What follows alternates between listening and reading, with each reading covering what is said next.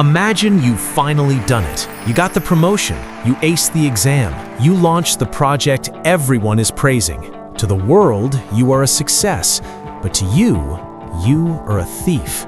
You're waiting for the door to burst open. You're waiting for someone to point a finger and shout, "Hey, you don't belong here, you just got lucky." If this sounds familiar, you aren't alone. You're experiencing imposter syndrome. It's the nagging feeling that you are an intellectual fraud and that your mask is about to slip. Today on Plain Psychology, we're going to look behind that mask. Why do the most capable people feel the least qualified? Let's make it plain. There is a strange irony in human psychology. The more you know, the more you realize how much you don't know. Think of your knowledge as a growing circle. As the area of the circle expands, so does the perimeter, the boundary where you touch the unknown. This is why beginners are often overconfident, while experts are riddled with doubt. It's called the Dunning-Kruger effect, but in reverse. When you are competent, you see the complexity of the world. You see how many people are better than you at specific things. You assume that because something is easy for you, it must be easy for everyone else. The plain truth, you don't feel like a fraud because you're failing. You feel like a fraud because you've climbed high enough to see how much further the mountain goes. Not all imposters feel the same way. Dr. Valerie Young identified 5 main types. Which one are you?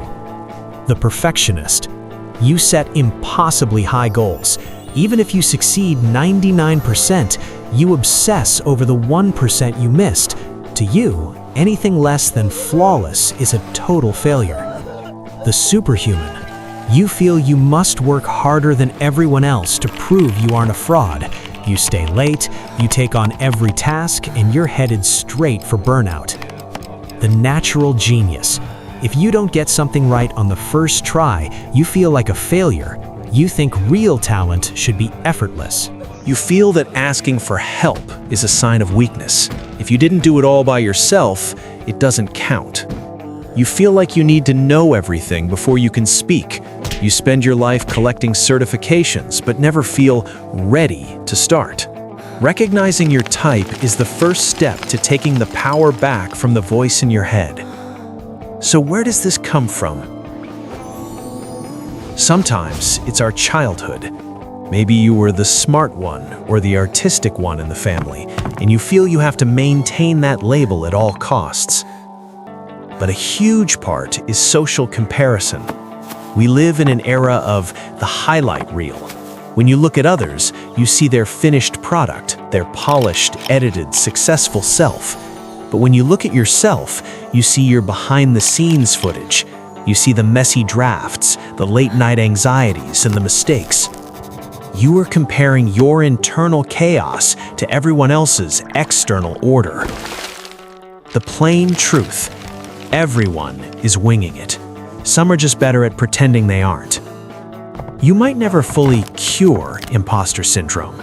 Even icons like Maya Angelou and Albert Einstein admitted to feeling it.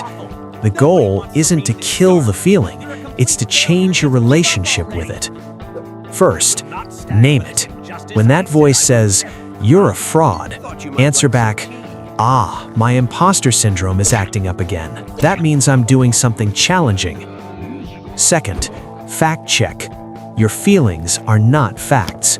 Keep a win folder, a place where you save positive feedback and proof of your hard work. Third, talk about it. Imposter syndrome thrives in silence. The moment you tell a mentor or a friend, "I feel like I don't know what I'm doing," you'll be shocked at how many of them say, "Me too." The next time you feel like you're tricking the world, remember this: you aren't a fraud. You are a work in progress. The fact that you're worried about being good enough is proof that you care deeply about what you do. True frauds don't worry about being frauds. Be kind to yourself. You've earned your seat at the table, even if you're still learning how to use the fork. This is Plain Psychology. If you've ever felt like an imposter, tell us about it in the comments. It helps others feel less alone. don't forget to subscribe to help us keep making the complex plain. Thanks for watching. I'll see you in the next one.